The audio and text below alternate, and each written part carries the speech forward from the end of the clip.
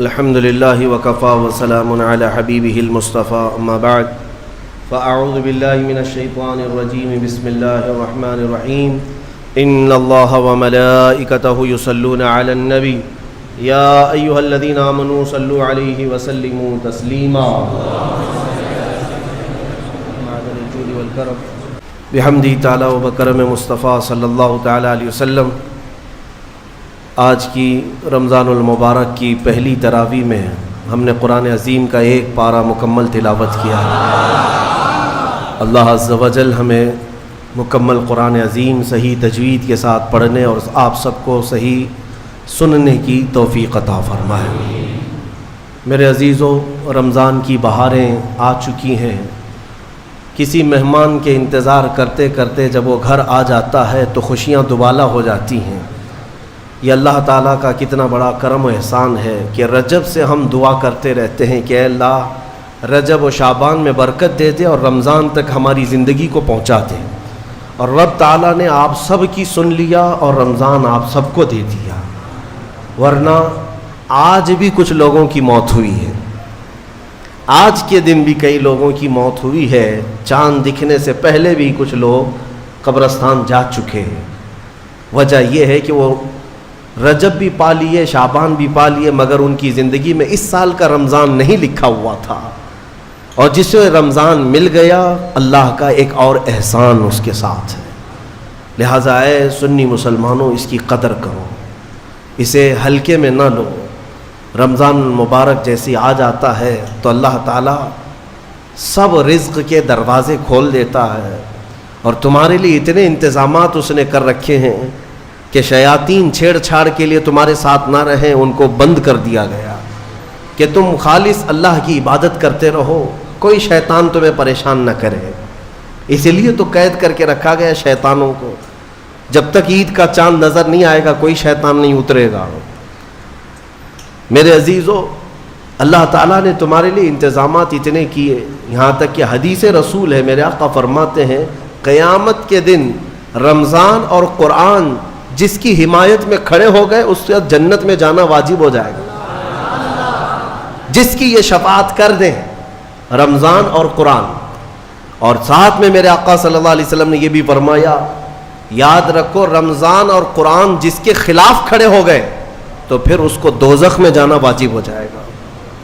اللہم اجعل القرآن حجتا لنا لا حجتا علینا، اے اللہ قرآن کو ہمارے لیے سفارشی بنا، مددگار بنا، ہمارے خلاف مقدمہ کرنے والا نہ بنا۔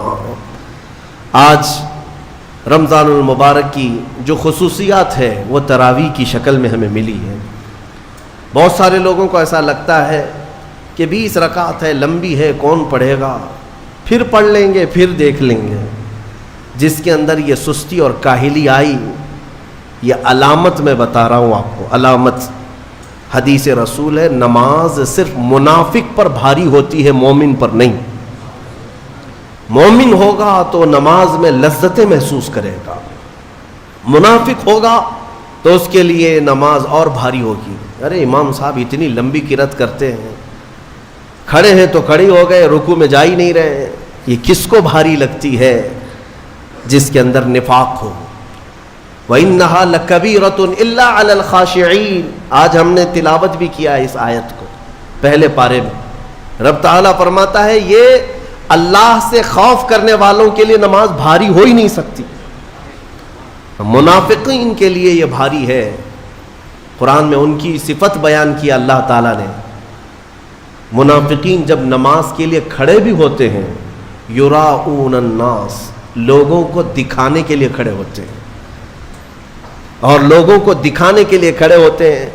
ان کا ایمان نہیں ہوتا کہ اس نماز سے کچھ ملے گا، اس لیے اپنی کیٹیگری چیک کرنے کا بھی یہ مہینہ ہے کہ ہم ایمان والوں میں سے ہے کہ منافقین میں سے، کیٹیگری چیک ہو جاتی ہے۔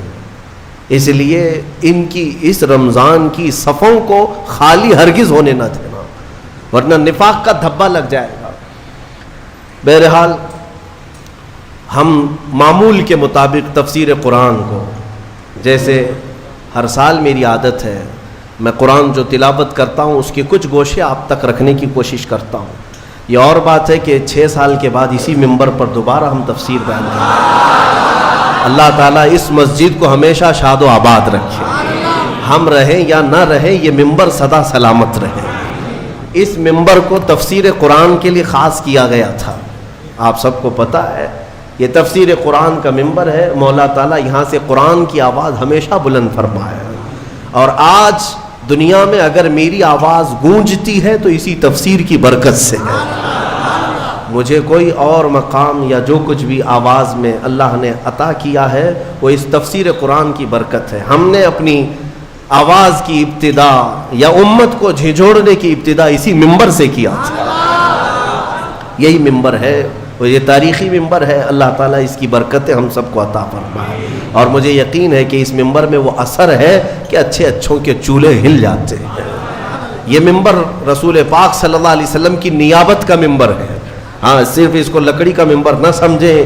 یہ رسول اللہ کا منبر ہے جہاں سے حدیث رسول سنائی جاتی ہے, جہاں سے اللہ کے کلام کی تفسیر ہوتی ہے. اور آج دنیا کو ایک بات میں آپ کو بتا دوں, کسی بم سے, میزائل سے, پیٹرول سے اتنا خوف نہیں لگتا جتنا ایک عالم ربانی کی زبان سے ڈر لگتا ہے. وجہ یہ ہے کہ دنیا کو پتہ ہے کہ سارے بم اتنا کام نہیں کرتے جتنا ایک عالم کی زبان کام کرتی ہے. ہاں میں یہ زبان اس لیے کہ اللہ تعالیٰ ان زبانوں سے امتوں کے دل میں انقلاب پیدا کرتا ہے. اللہ تبارک و تعالیٰ ہمیشہ وہ برکت ہمیں عطا فرمائے.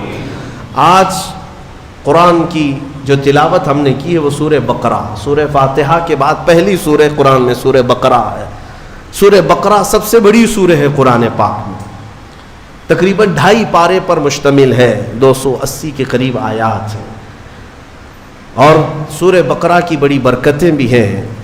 ایک روایت میں ملتا ہے کہ پورے قرآن کا جو کچھ بھی مضمون ہے اللہ نے وہ سب سورہ بقرہ میں بیان کر دیا. پورے قرآن میں جو کچھ بھی ہے وہ سورہ بقرہ میں, اور جو سورہ بقرہ میں ہے وہ سورہ فاتحہ میں, پورا سورہ فاتحہ میں ہے. اور اسی کو مولا کائنات علی مرتضیٰ نے فرمایا کہ اگر میں سورہ فاتحہ کی تفسیر لکھنے بیٹھ جاؤں تو 70 اونٹوں کو بوجھل کر سکتا ہوں. کیوں؟ اس لیے کہ سورہ فاتحہ ہی قرآن کا نچوڑ ہے, قرآن کا خلاصہ ہے. بہت ساری آیتیں ہیں تفسیر بیان کرنے کے لیے, وقت اتنا نہیں ہوتا. مختصر سی چند چیزیں آپ کے سامنے رکھتے ہیں. ایک اہم آیت اس میں آئی ہے. میں تفسیر سننے کے پہلے آداب بھی بتا دوں آپ, قرآن پڑھنے کے بھی آداب اور تفسیر سننے کے بھی آداب. ظاہر سی بات ہے کچھ آداب وہ ہیں جو ظاہر سے تعلق رکھتے ہیں. وضو سے ہونا چاہیے نماز قرآن پڑھنے کے لیے, لا یمسہ الا المطہرون, اس کو صرف اور صرف پاکیزہ لوگ چھوئیں گے. کس کو؟ قرآن پاک کو. تلاوت کرنے کے لیے وضو شرط ہے یا نہیں؟ چھونے کے لیے سب کو پتہ ہے. ادب یہی ہے, ظاہری ادب یہ ہے کہ پاک رہے, جنوبی نہ رہے, حیض و نفاس والی عورت نہ رہے. قرآن پاک کے لیے یہ ظاہری آداب ہوئے. کچھ باطنی آداب بھی ہیں. قرآن پڑھنے کے لیے کچھ باطنی آداب بھی ہیں. تم 10 بار نہا لو, 10 بار وضو کر لو, قرآن کو ظاہری آداب کے اعتبار سے چھو تو سکتے ہو. باطنی آداب میں سب سے پہلی شرط یہ ہے قرآن پڑھنا ہو یا سننا ہو تو عشق مصطفیٰ ہونا چاہیے. ہاں بغیر حب مصطفیٰ کے اگر قرآن پڑھے گا تو پھر گمراہی کی طرف بھی جا سکتا ہے. قرآن تو قرآن ہے. حدیث رسول کے بارے میں کہا گیا, بخاری شریف کے بارے میں, کہ بے عشق مصطفیٰ پڑھتے ہیں جو بخاری. سنا ہے نا آپ نے, بے عشق مصطفیٰ جو پڑھتے ہیں بخاری. آتا ہے بخار, ان کو آتی نہیں بخاری. بخار آ جائے گا لیکن بخاری نہیں آئی. جب بخاری کے لیے عشق مصطفیٰ ضروری ہے تو پھر قرآن کے لیے کتنا ہے. اس لیے سب سے پہلی چیز میں آپ کو یہ بتا دوں, قرآن پڑھنا ہے یا سننا ہے, عشق مصطفیٰ شرط ہے. شرط ہے. محمد کی محبت دین حق کی شرط اول ہے. اسی میں ہو اگر خامی تو سب کچھ نامکمل ہے. قرآن کی ایک آیت سنا ہوگا نا آپ نے, لقد جاءکم من اللہ نور, قد جاءکم من اللہ نور و کتاب مبین. مشہور آیت ہے. اللہ فرماتا ہے بے شک اللہ کی طرف سے ایک روشن کتاب, قد جاءکم من اللہ نور و کتاب مبین، بے شک اللہ کی طرف سے ایک نور آیا اور ایک روشن کتاب، ایک نور آیا اور ایک روشن کتاب۔ توجہ چاہتا ہوں، کیا چیزیں آئی اللہ کی طرف سے؟ ایک نور آیا اور ایک روشن کتاب۔ نور کون ہے سنیوں کو سمجھانے کی ضرورت نہیں، دوسرے لوگ تعویل کرتے ہیں نور سے مراد وہ ہے، نور سے مراد یہ ہے، ہم تو کہتے ہیں صبح طیبہ میں بٹتا باڑا، صدقہ لینے نور کا آیا ہے تارا۔ ارے ہمارا مزاج تو یہ ہے، بریلی کے امام نے ہمیں یہ سمجھایا ہے، وہی تو جوبن ٹپک رہا ہے، وہی تو جوبن ٹپک رہا ہے، وہی تو اب تک چھلک رہا ہے۔ ہم نہانے میں جو گرا تھا پانی کٹورے تاروں نے بھر لیے تھے۔ یعنی یہ ستاروں کی جو چمک ہے نا، تم کیا سمجھتے ہو؟ سائنٹیفک اعتبار سے کہتے ہیں کہ سورج کی روشنی کھینچ کر رات کو تارے چمکتے ہیں۔ ہم نے سوال کیا پھر سورج کس کی روشنی کھینچتا ہے؟ سورج کس کی روشنی کھینچتا ہے؟ وہ روشنی سمجھنے کے لیے بریلی کے امام کی زبان میں پڑھنا پڑے گا، سورج ہو کہ چاند ہو۔ اعلیٰ حضرت فرماتے ہیں کہ اتار کر ان کے رخ کا صدقہ، اتار کر ان کے رخ کا صدقہ، وہ بٹ رہا تھا نور کا باڑا، اچھل اچھل کر جبی، یہ چاند و سورج اچھل اچھل کر جبی کی خیرات مانگتے تھے۔ معراج کی شب میں چاند سورج اچھل اچھل کر جبی کی خیرات مانگتے تھے کہ اللہ یہ تیرے حبیب کا جو اترن ہے نہانے میں جو گرا ہے اور پیشانی مبارکہ سے جو پانی ٹپکا ہے، چاند کہتا ہے وہ میری جھولی میں دے دیا جائے، اور سورج کہتا ہے میری جھولی میں دے دیا جائے۔ جو بات میں عرض کر رہا ہوں وہ یہ ہے کہ قرآن میں اللہ نے کیا فرمایا؟ بے شک اللہ کی طرف سے تمہارے پاس کیا آیا؟ ایک نور آیا اور دوسرے روشن کتاب۔ جس کو ہم نے آج پڑھا وہ روشن کتاب، تراویح میں جو پڑھا وہ کون سی کتاب ہے؟ روشن کتاب۔ روشن ہی ہے حقیقت میں، جو پڑھتا ہے وہ بھی روشن ہوتا۔ روشن کتاب آئی اور ایک نور آیا، دونوں کا کیا کمبینیشن ہے؟ دونوں کا کیا تعلق ہے؟ اللہ کی طرف سے ایک نور آیا اور ایک روشن کتاب۔ یہاں اگر ایسا ہوتا کہ بے شک اللہ کی طرف سے کتاب آئی اور ایک نور آیا، نہیں، اللہ کی طرف سے ایک نور آیا پھر روشن کتاب۔ پتہ یہ چلا لائٹ سب بند کر دیں اور کتاب کھولیں، کیا پڑھ پاؤ گے؟ پڑھ پاؤ گے؟ ساری لائٹ میں بند کرتا ہوں اور تمہارے سامنے کتاب رکھتا ہوں، پڑھو، کچھ نہیں پڑھ پاؤ گے۔ ادھر سے ادھر انگلیاں پھیر سکتے ہو، پڑھنے کے لیے روشنی ہونا یہ ضروری ہے، بغیر روشنی کے کتاب نہیں پڑھی جا سکتی۔ اسی لیے آیت میں اللہ نے فرمایا بے شک اللہ کی طرف سے پہلے کیا آیا؟ نور آیا، پھر کیا آئی؟ روشن کتاب۔ اب اس روشن کتاب کے لیے یہ کرنٹ والی لائٹ نہیں، نور مصطفیٰ کی روشنی ضروری ہے۔ جب نور مصطفیٰ میں پڑھو گے تو اس کتاب سے ہدایت بھی پاؤ گے۔ الحمدللہ اہل سنت و جماعت کے حصے میں وہ ہدایت آئی کہ ہم عشق مصطفیٰ کی زبان میں قرآن پڑھتے ہیں۔ الحمدللہ آج بہت ساری باتیں تھی لیکن ایک آیت کی طرف میں لے جاتا ہوں۔ کچھ لوگوں کو قرآن سے ایسی ایسی چیزیں نکالنے کی عادت ہے کہ کہیں حضور کی شان میں کچھ کمی نظر آ جائے، کہ حضور پاک صلی اللہ علیہ وسلم کو یہ نہیں تھا، وہ نہیں تھا، ان کو وہی چیزیں ملتی ہیں، حالانکہ قرآن کا مفہوم وہ نہیں ہے، سمجھ کا ان کے قصور ہے، عربی سے نابلد ہے، ناآشنا ہے، کچھ بھی اٹکل پچھو مار کے ترجمے میں گمراہ ہو جاتے ہیں۔ لیکن قرآن نے آداب سکھائے۔ توجہ چاہتا ہوں، آج ہم نے ایک آیت پڑھی ہے سورہ بقرہ میں، اللہ تعالیٰ فرماتا ہے یا ایھا الذین آمنوا لا تقولوا راعنا وقولوا انظرنا واسمعوا وللکافرین عذاب علیم۔ اے ایمان والو راعنا مت کہو، راعنا مت کہو۔ کیا مطلب ہے اس کا؟ تھوڑا سا عربی میں سمجھا دوں۔ ہوتا یہ تھا کہ رسول پاک صلی اللہ علیہ وسلم جب مجلس میں صحابہ کو درس دیتے، کوئی بات اگر کسی صحابی کو سمجھ میں نہ آتی تو وہ یوں کہتے راعینا یا رسول اللہ۔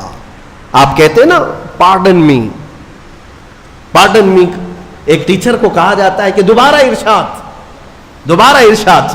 کیوں؟ کہ آپ دوبارہ بیان فرمائیں تاکہ میں اور سمجھ سکوں۔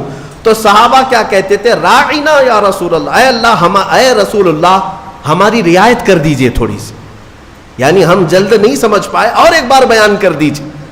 لیکن اسی زمانے میں راعینا صحابہ کس نیت سے کہتے تھے؟ اے اللہ کے رسول ہماری رعایت کیجیے۔ اسی زمانے میں یہودیوں کی زبان میں راعینا کا ترجمہ غلط تھا۔ راعینا کا مطلب ہوتا تھا ہمارا چرواہا، ہمارا چرواہا۔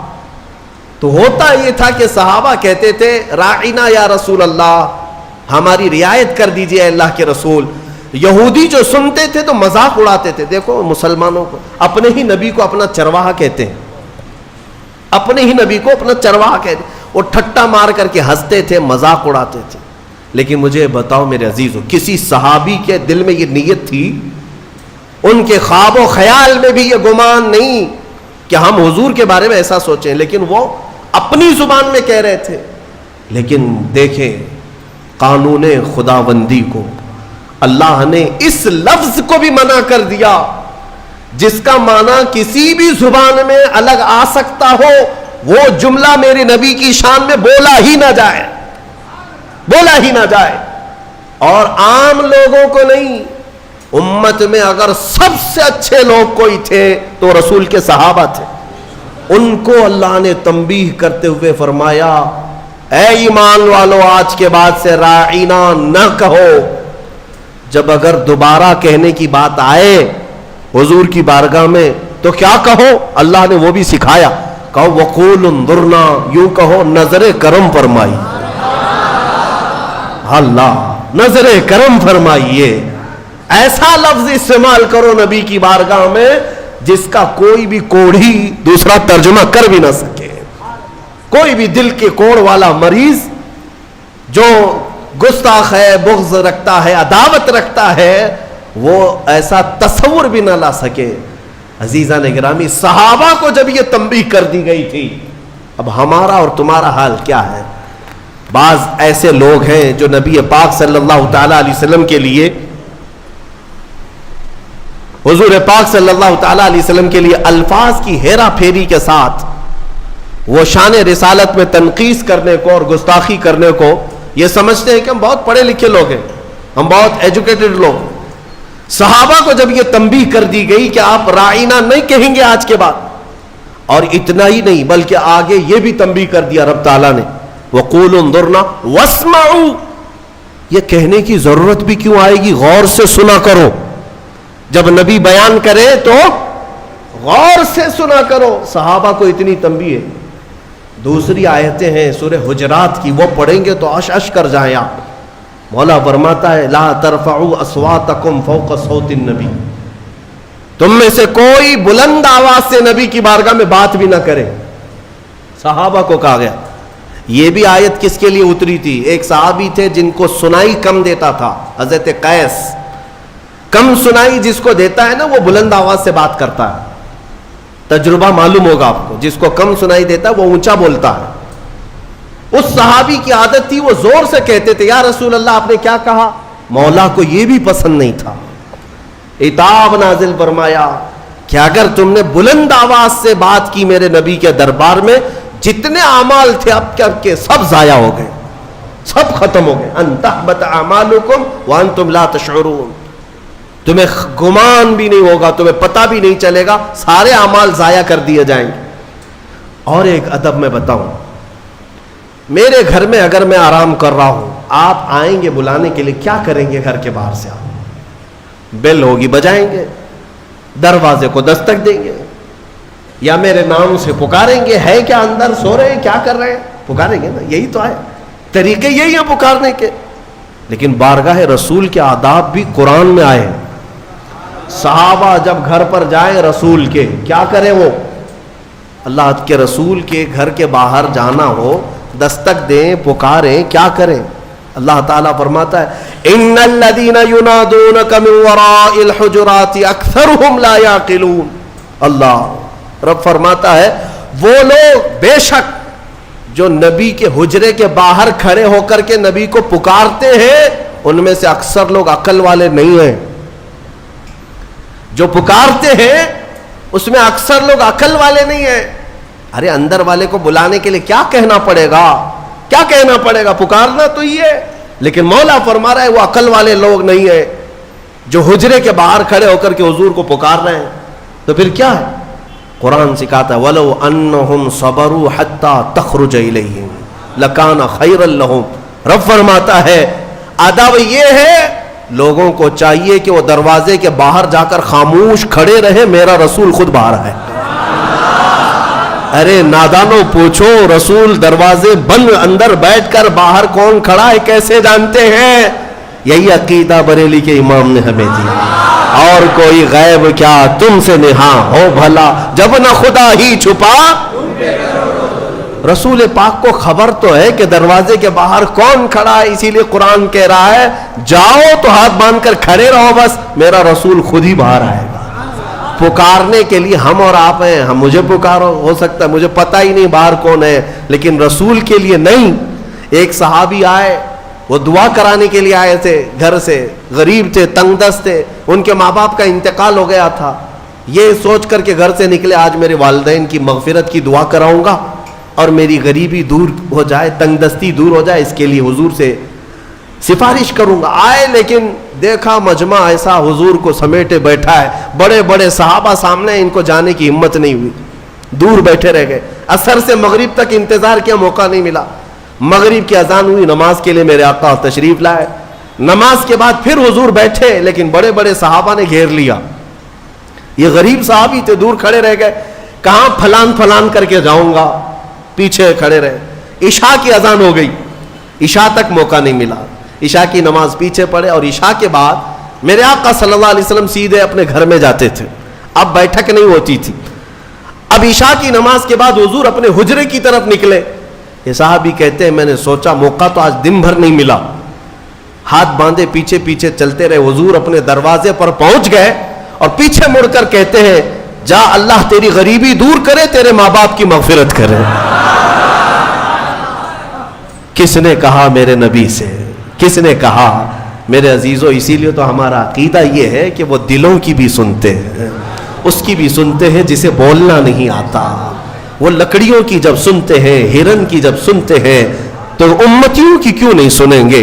ہم یہاں سے پکارے وہ وہاں سے سنے, مصطفیٰ کی سماعت پہ دور و نزدیک کے سننے والے وہ کان, کان لالے کرامت پہ. اسی لیے سنیوں میں کہتا ہوں کہ تفسیر بھی سننا ہو تو عشق مصطفیٰ کے ساتھ سنو. مزہ ہی کچھ اور ہے کہ اپنے نبی کو چھوڑ کر محفل کون سی ہوتی ہے. رسول جس محفل میں نہ ہو تو محفل کہاں ہے, اسے محفل نہیں کہا جاتا. بلے شاہ میاں رحمۃ اللہ علیہ بڑے صوفی بزرگ ہیں, وہ کہتے ہیں جس دل میں حضور کی یاد نہ ہو اس دل میں کتے بستے ہیں, کتے ہوتے ہیں, جانور بستے ہیں. حقیقت ہے دل اسی کو کہتے ہیں جس میں حضور کی یاد آئے. دل ہے وہ دل جو تیری یاد سے معمور رہا, سر ہے وہ سر جو تیرے نام پہ قربان گیا. ہاں دل اور سر وہی ہے جو حضور کے لیے ہو, حضور کے لیے نہ ہو تو پھر یہ کدو کا ایک ٹکڑا ہے اور دل جو ہے سینے کے اندر وہ گوشت کا ایک چھتڑا ہے اور کچھ نہیں. ہاں بس ان کی حیثیت اتنی ہے, دونوں کندھوں کے بیچ میں ایک کدو کا ٹکڑا ہے اور سینے کے اندر گوشت کا ایک چھتڑا ہے. اسے دل مت کہنا اور اسے سر مت کہنا. دل کہنے کے لیے ضرورت اس بات کی ہے کہ دیکھو پہلے اس میں حب مصطفیٰ ہے یا نہیں. سر کہنے کے لیے ہر ایک کو سر مت کہنا, بلکہ اعلیٰ حضرت فرماتے سر صرف وہی ہے جو ان کے قدموں پہ قربان ہونے کو تیار ہے, وہی سر ہے. بہرحال آج کی اس تفسیر میں ہم نے بارگاہ رسول کا ادب پڑھا ہے. اسی لیے اے میرے عزیزوں, حضور پاک صلی اللہ تعالی علیہ وسلم کو چھوڑ کر دنیا کا کوئی علم نہیں ہے, کوئی علم نہیں. واللہ اعلیٰ حضرت فرماتے ہیں ذکر خدا بھی جو ہے اللہ کا ذکر کرنے کے لیے جب بھی کھڑے ہوں گے, اگر اس میں مصطفیٰ کا ذکر نہیں آیا تو اسے ذکر خدا کہا ہی نہیں جائے گا. ذکر خدا ہے ہی نہیں ہو. ذکر خدا جو ان سے جدا چاہو نہ جدیو, واللہ ذکر حق نہیں کنجی سقر کی ہے.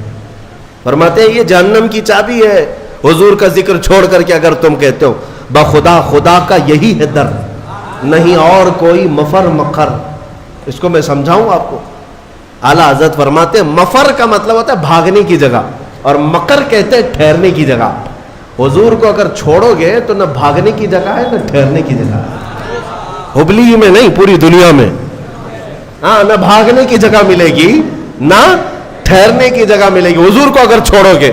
اگر کوئی یہ سمجھتا ہے نا ہمارے پاس جگہ ہے ہمارے پاس, کس کے, ہاں پی ایم کے چرنوں میں ہے, سی ایم کے چرنوں میں ہے ہمارے پاس جگہ, تو جتنے دن راج کرنا ہو 4 دن کی چاندنی ہے.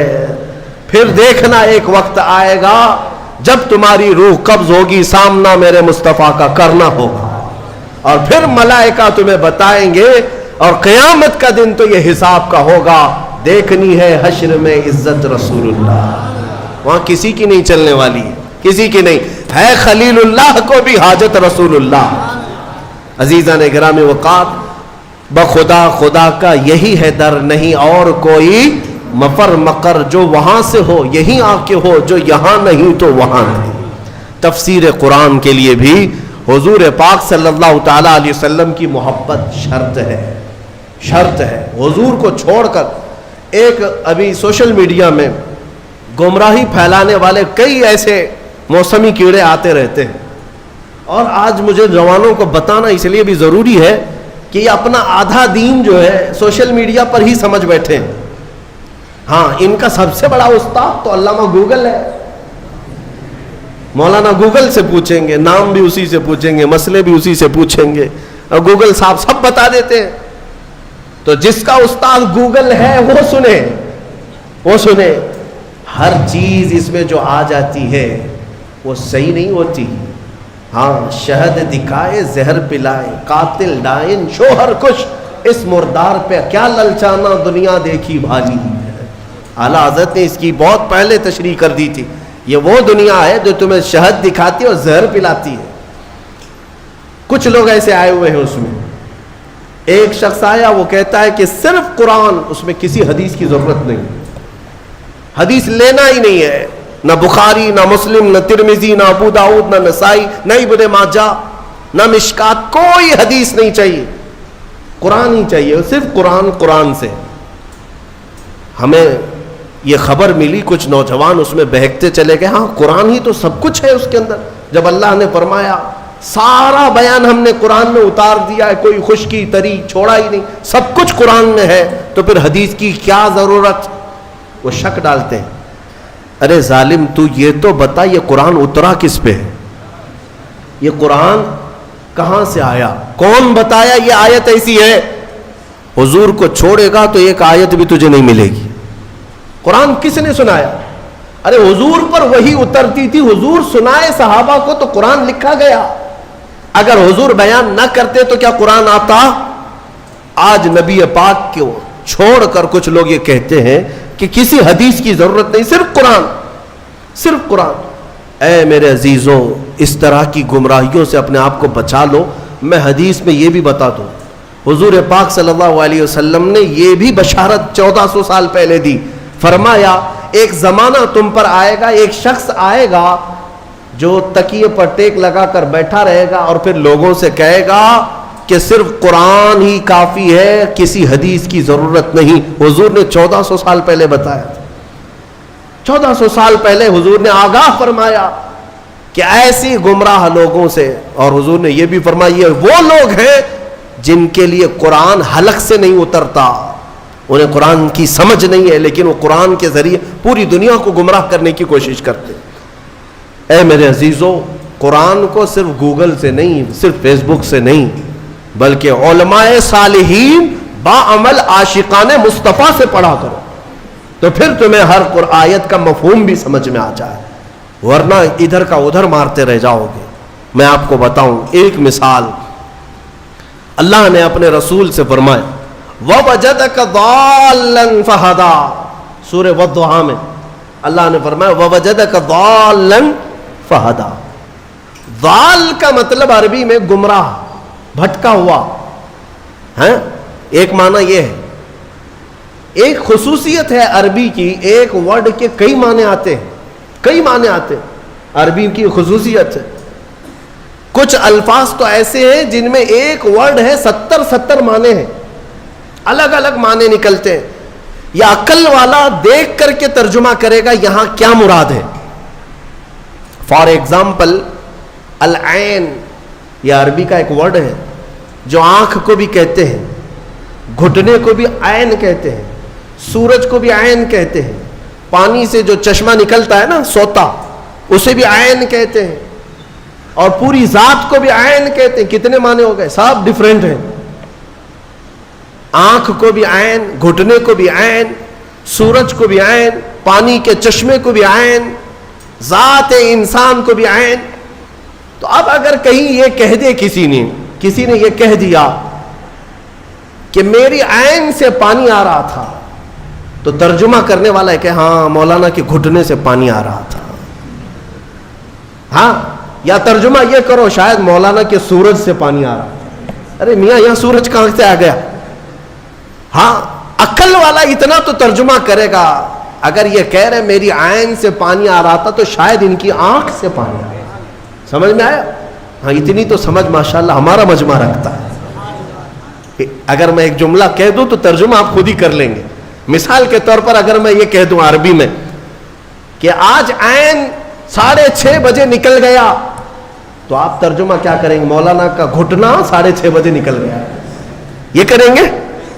آپ کیا کریں گے؟ سچ بتاؤ. سورج. الحمدللہ، یہ عقل ہے، یہ اتنی سمجھ ہے کہ سورج آج 6:30 بجے نکل گیا، یہ مطلب ہے. لیکن آؤ، جس کی مت ماری جاتی ہے، جس کے اندر عشق مصطفیٰ نہ ہو، کوڑ ہو، وہ ایسی ترجمے کرتا ہے. ضال کا مطلب ہوتا ہے راستہ چھوڑا ہوا، بھٹکا ہوا. لیکن کچھ اچھے معنی بھی آتے ہیں اس کے، کچھ اچھے معنی بھی آتے ہیں. لیکن اچھے مکھی کو کہاں نظر آتے ہیں؟ وہ جسم میں جہاں زخم ہوگا وہیں بیٹھے گی نا. زخم جہاں دیکھتی وہاں بیٹھے گی، کیونکہ مکھی کو پیپ پینے کا شوق ہے، خون پینے کا شوق ہے. اچھی جگہ نہیں بیٹھتی. بہرحال بلا تشبیہ و بلا تمثیل، حضور پاک صلی اللہ علیہ وسلم کو جب اللہ نے فرمایا وَوَجَدَكَ ضَالًّا فَهَدَىٰ، اے محبوب ہم نے آپ کو ضال پایا. تو کچھ لوگوں نے یہاں یہ تیر مار دیا، اے رسول ہم نے آپ کو بھٹکا ہوا پایا تو اب ہدایت دے دیا، آپ کو گمراہ پایا تو ہدایت دے دیا. ظالموں، اگر رسول ہی گمراہ ہے تو پھر امت کو کیا ہدایت دے؟ وہ خود بھٹکے ہوئے اگر تھے تمہارے ترجمے کے حساب سے. بے عشق مصطفیٰ جب اس طرح کی تک بندیاں کرو گے، تیر مارو گے تو یہی ہوگا. ان سے جا کر پکڑ کر کوئی پوچھے کہ رسول گمراہ کب تھے کہ اللہ نے انہیں ہدایت دیا. اگر وہ بھٹکے ہوئے تھے، گمراہ تھے، اور اللہ نے ان کو ہدایت دیا، تو ہمارا عقیدہ ہی ختم ہو گیا کہ رسول معصوم ہوتے ہیں. عقیدہ ہی ختم ہو جائے. اسی لیے پھر ایسے جملوں کو سمجھنے کے لیے عشق کے امام کے دربار میں جانا ہو، جو حضور کی محبت بھی رکھتا ہو. اور وہ بریلی کے امام کی بارگاہ میں جب ہم پہنچتے ہیں، پوچھتے ہیں وَوَجَدَكَ ضَالًّا فَهَدَىٰ کا کیا مطلب نکلتا ہے، تو وہ عشق میں ڈوبی ہوئی زبان سے کہتا ہے اے محبوب ہم نے آپ کو اپنی محبت میں خود رفتہ پایا تو اپنی طرف راستہ دے دیا. کیا ترجمہ ہے؟ خود رفتہ کا مطلب کیا ہوا؟ محبوب کو ڈھونڈنے کے لیے کبھی کوئی ادھر جا رہا ہے، کبھی ادھر جا رہا ہے. اس کو بھٹکا ہوا نہیں کہتے، اپنے محبوب کو تلاش میں سرگرداں ہے. ترجمہ کا حق بھی ادا کیا اور بارگاہ رسول کا ادب بھی محفوظ ہے. اس لیے میں کہتا ہوں کہ پہلے نور کی ضرورت ہے، پھر روشن کتاب. اگر نور نہ ہو تو روشن کتاب نہیں نظر آئے گی. اس لیے نور مصطفیٰ کا واسطہ ضروری ہے، حوالہ ضروری ہے. انشاءاللہ اس بار ہم جو بھی تفسیر کریں گے وہ نور مصطفیٰ کی برکت سے کریں گے انشاءاللہ. اور ہم کوشش یہ کریں گے کہ کوئی تفسیر ہماری ذکر مصطفیٰ سے خالی نہ ہونے پائے. کوئی تفسیر ہماری، کوئی مجلس اور کوئی محفل ہماری ذکر مصطفیٰ سے خالی نہ ہونے پائے. اس لیے کہ ہمیں جو کچھ بھی ملا ہے یا رسول اللہ وہ تمہاری بدولت ملا ہے. اور اگر ہماری زبانیں تمہارا ذکر نہ کرے تو پھر یہ زبان کس کام کی ہے؟ دہن میں زبان تمہارے لیے، بدن میں ہے جان تمہارے لیے. یا رسول اللہ ہم آئے یہاں تمہارے لیے، اٹھے بھی وہاں جب ہم انہی کے لیے آئے ہیں تو پھر کیوں نہ ان کا ذکر کریں. ہم مسلمان ساتھ میں اللہ تعالیٰ کا یہ شکر بجا لاتے ہیں کہ مولا تو نے اپنے حبیب کے چاہنے والوں کی جماعت میں ہمیں بنایا ہے, ہمیں اس جماعت میں رکھا جو صبح اٹھتی ہے تو مصطفیٰ جان رحمت پہ لاکھوں سلام کہتی ہے, اور اپنا سلام نمازوں کا پھیرتی بھی ہے تو کھڑے ہو کر یا نبی سلام علیکہ کہتی ہے. یعنی مولا کا یہ کتنا بڑا احسان ہے کہ اس نے اپنی عبادتوں کے لیے مسجد میں بلایا, لیکن ہماری مسجدیں عبادت خدا بندی کے ساتھ ساتھ مدینے کی طرف توجہ بھی دلا دیتی ہیں, مدینے کی طرف رخ کرنا بھی سکھا دیتی ہے. وہ مسجد ہی کیا جو مدینے کا رخ نہیں دکھاتی, وہ مسجد ہی کیا جو مصطفیٰ کے چہرے کی تڑپ نہیں پیدا کرتی, دیدار کی تڑپ نہیں پیدا کرتی. اللہ تبارک و تعالی ہمیں کہنے سننے سے زیادہ عمل کی توفیق عطا فرمائے. سورہ بقرہ کی وہ تفسیر, پچھلی تفسیریں ہوں گی, آپ اس کو بھی سن لیں. ہم نے کافی سالوں سے جو تفسیریں کی ہیں موجود ہے, اس میں جو آیتیں آئی ہیں اجمالاً اگر میں ذکر کروں تو پہلے اللہ نے ایمان والوں کی تعریف فرمائی. سب سے پہلے جو شروع ہو رہا ہے یؤمنون بالغیب, وہ لوگ جو غیب پر ایمان لاتے ہیں, اللہ نے ایمان والوں کی تعریف کی. اس کے بعد کافروں کی مذمت کی کہ کچھ کافر ایسے ہیں جن کے دلوں پر اللہ نے مہر لگا دی, انہیں کچھ اب سمجھ میں نہیں آئے گا. ختم اللہ علی قلوبہم وعلی سمعہم وعلی ابصارہم غشاوہ, ان کے دلوں پر مہر لگا دی گئی, ان کی آنکھوں پر پردہ پڑا ہے, ان کے کانوں کو کچھ نہیں سنائی دے گا. کیا حق بات نہیں نظر آئے گی, حق بات نہیں سنائی دے گی, حق بات سمجھنے کی طاقت نہیں ہوگی. آج بہت سارے ایسے ہیں جو اسلام کی حقانیت کو آنکھوں کے سامنے دیکھ رہے ہیں, مگر یہ ابو جہل کی اولاد ماننے کو تیار نہیں مانے گی. ہاں, ان کے دلوں پر اللہ نے مہر لگا رکھی ہے. یہ دشمنی میں اس قدر آگے بڑھیں گے, ان کو نماز سے چڑ ہے, اذان سے چڑ ہے, قرآن سے چڑ ہے, برقعے سے چڑ ہے, ٹوپی سے چڑ ہے, داڑھی سے چڑ ہے. کیوں چڑ ہے؟ دل پر جو مہر لگی ہوئی ہے, دل پر جو مہر لگی ہوئی ہے. ان کا کام کیا ہے, ان کو کیا کرو گے آپ؟ بعض لوگ ابھی یہ سوچتے ہیں, ہمیں بھی کہتے ہیں کہ مولانا ہو سکتا ہے کچھ تقریروں سے وہ پلٹ جائیں, جن کو اللہ نے مہر لگا کے رکھا ہم کیا پلٹیں اس کو. اللہ نے اپنے رسول سے کہا انک لا تسمع الموتى, اے رسول ان مردوں کو آپ سنا نہیں سکیں گے. ان کو اللہ نے مردہ فرمایا. جو دشمنی میں جل رہا ہے اسے چھوڑ دیں, اسے چھوڑ دیں, ان قریب اللہ کی پکڑ میں وہ گرفتار ہوگا. ہاں, اگر انجانے میں کوئی بھٹکا ہوا ہے تو اس کو ہدایت دینے کے لیے کوشش ضرور کرنی چاہیے. تو جن کے دلوں پر مہر لگا ہے ان کا کوئی سروکار نہیں, نہ قرآن سے, نہ حدیث سے, نہ ہماری تقریروں سے, نہ نماز سے. تیسری ایک جماعت ہے جس کی مذمت میں اللہ نے 13 آیتیں نازل کی. 5 آیتیں مومنوں کی شان میں, 2 آیتوں کافروں کے لیے, 13 آیتیں ایک جماعت کے لیے آئی. وہ کون سی جماعت میاں؟ مذبذبین بین ذالک لا الہ ہؤلاء ولا الہ ہؤلاء. قرآن کہتا ہے یہ وہ ہے جو مومنوں میں بھی نہیں ہے, کافروں میں بھی نہیں ہے, نہ ادھر کی ہے, نہ ادھر کی ہے, ادھر کی ہے. اعلیٰ حضرت نے بھی فرمایا نہ ادھر کی ہے نہ ادھر کی ہے بلکہ ادھر کی ہے. یہ منافقین کی جماعت ہے. منافقین کی مذمت میں اللہ نے 13 آیتیں بیان کی, اور اللہ نے ان کی سب صفتیں بیان کی ہے. کیا کیا کر, جب مال ملنے لگتا ہے تو کہتے ہیں ارے یہی تو حق مذہب ہے, ہاں اسی میں چلنے لگ جاتے ہیں, دوڑنے لگ جاتے ہیں. جہاں اسلام پر کوئی مصیبت آئی کہا ہم پہلے ہی بولتے نہیں تھے یہ بہت ڈینجر راستہ ہے, یہ بہت ڈینجر راستہ ہے. ہاں, ہم سے بہت سارے لوگ یہ کہیں گے ابھی اچھا چل رہا ہے, ارے مولانا کیا کہتے ہیں آپ, بہت اچھا ہے, بہت اچھا ہے. اور کبھی اگر ہمارے اوپر کوئی پکڑ آئی یا کوئی مصیبت میں نازل آئے, ہم پہلے ہی کہتے تھے مولانا بہت بولتا تھا, پہلے ہی بولتے تھے ہم, کیا ضرورت تھی, گھر میں بیٹھنا چاہیے تھا. مدینے کے کچھ منافقین جنگ احد کے بارے میں بھی ایسے ہی کہنے لگے. جب مسلمانوں کو شکست ہوئی جنگ احد میں تو واویلا مچائے, ہم پہلے ہی بولتے تھے نہیں جانا چاہیے تھا, ارے اپنے پاس اتنا ہتھیار نہیں, کچھ نہیں ہے, کیا ضرورت تھی جانے کی. یہ منافقین کی جماعت, ان کی اللہ نے صفات بھی قرآن میں بیان کر دی. اور میں کہتا ہوں میرے عزیز, میں نے اپنی ایک تفسیر میں کہا بھی تھا, یہ چوہے ہیں, چوہے اپنی جماعت میں, یہ چھپے ہوئے چوہے, یہ غدار لوگ جو ہوتے ہیں, یہ کرتے کیا ہیں؟ سیم چوہا گھر میں جو رہتا ہے نا چھوٹا ہوتا ہے لیکن بڑی بڑی تار کاٹ دیتا ہے. کبھی کرنٹ کی تار کاٹ دیا, کبھی گیس کی پائپ لائن کٹ کر دیا. کرنٹ کی تار کھا جاتا ہے تو بجلی سپلائی بند, لائٹ بھی نہیں چل رہی, کچھ بھی نہیں ہو رہا.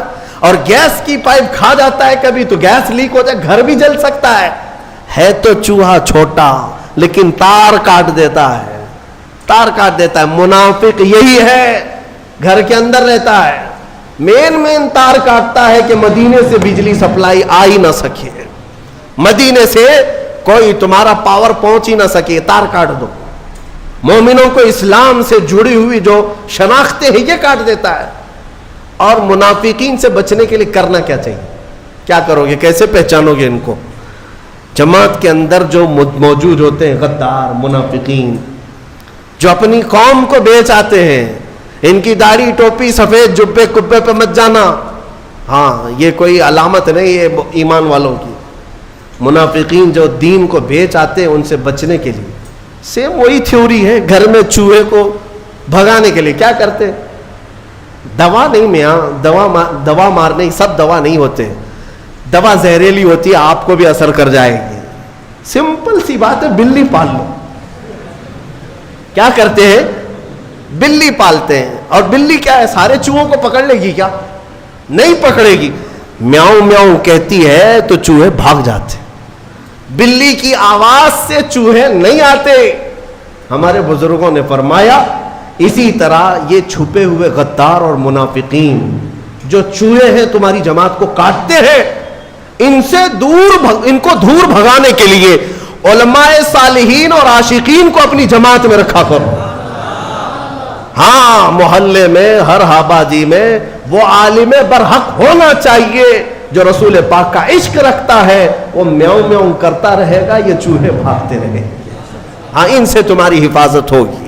عزیزان گرامی, منافقین کی مذمت میں اللہ نے 13 آیتیں بیان کی.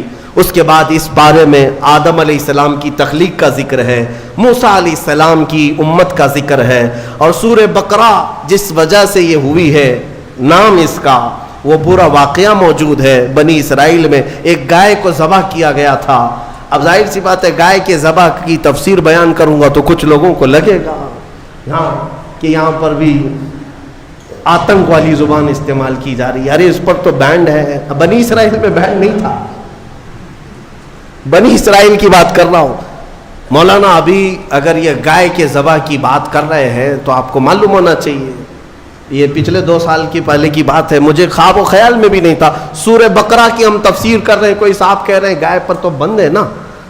ارے میاں بنی اسرائیل میں بند نہیں تھا, وہ 4000 سال پہلے کی جماعت ہے, ان کے زمانے میں. اور وہ بھی کھانے کے لیے نہیں, وہ تو حضرت موسیٰ علیہ السلام کا ایک معجزہ ظاہر کرنا تھا. ایک آدمی قتل ہو گیا تھا, مرڈر ہو گیا تھا, اس کو کس نے مارا یہ معلوم کرنا تھا. تو اللہ تعالیٰ کی حکمت ہے, اللہ نے اس قوم کو حکم دیا موسیٰ علیہ السلام کی زبان کے ذریعے سے, جاؤ ایک گائے ذبح کرو.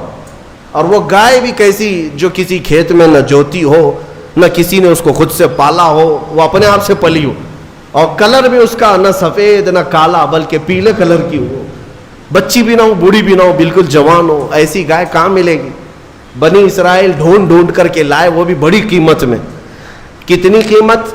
گائے کے وزن کے برابر سونا اور چاندی دے کر ایسی گائے لے کے آئے. یہ تفصیلی واقعہ ہے. اس گائے کو ذبح کر کے اس کی دم لے کر وہ مرے ہوئے آدمی کو مارا گیا, وہ زندہ ہو گیا, اور اس نے بتایا مجھے کس نے قتل کیا, میرے چچیرے بھائی نے مجھے مارا مال کی لالچ میں. اور وہ زندہ ہوا, بتایا اپنے قاتل کو, اور پھر مر گیا. بس اتنا کام تھا. یہ جو پورا واقعہ ہوا ہے اسی کا ذکر اس پارے میں آیا, جس کی وجہ سے اس سورے کا نام سورہ بقرہ رکھا گیا ہے. سورہ بقرہ, بکرا نہیں, بکرا جو ہے یہ مینڈے دمبے کو کہتے ہیں, بقرہ ہے, بکرا گائے کو کہتے ہیں. اللہ تبارک و تعالیٰ اس سورے کی برکتیں ہم سب کو عطا فرمائے. قرآن کو صحیح سمجھ کر پڑھنے کی توفیق عطا فرمائے. تلاوت کے آداب, تفسیر کے آداب ملحوظ رکھنے کی ہمیں توفیق عطا فرمائے. مولا اس رمضان کو ہم سب کے لیے برکتوں اور رحمتوں والا بنا دے, ہماری بخشش اور مغفرت کا سبب بنا دے. وآخر دعوانا ان الحمدللہ رب العالمین.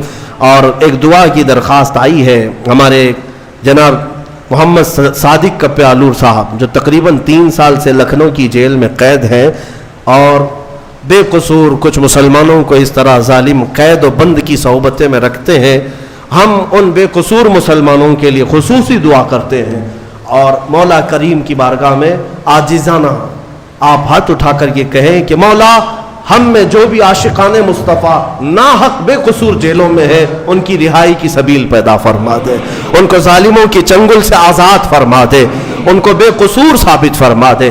وصلی اللہ تعالی علی خیر خلق محمد وآلہ واصحابہ اجمعین برحمتک یا ارحم الراحمین۔